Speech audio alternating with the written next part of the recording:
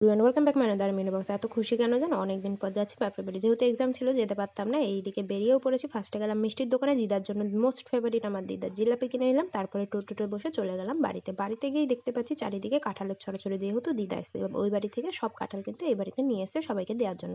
ফার্স্টেই খেয়ে নিলাম জিলাপি, তারপরে চলে গেলাম ঘরটা দেখতে। এই ঘরটা কিছুটা কমপ্লিট হয়েছে। এসেই মা এখানটাতে ছাতু ভরা রুটি করেছিল, ওটা খেলাম। তারপরে এই ফলটা খাচ্ছিলাম, আমি এইদিকে খাওয়া দাওয়া করছি, এদিকে কিন্তু রান্না বান্না চলছে। ফার্স্টেই মিষ্টি খেলাম, তারপর কাঁঠাল খেলাম, তারপরে আবার লুচি মিষ্টি খেলাম।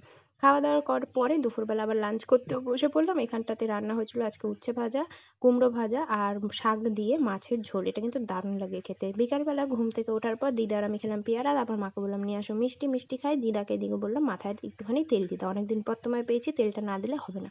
মা বাড়িতে এসে আবার আমার একটা পার্সেল নিয়ে নিলাম, তারপরে চলে এলাম বাড়িতে। বাড়িতে এসে হাজব্যান্ডকে দিলাম রুটি, ধোকা আর আম, আমি নিজে খেলাম দুধ রুটি আম।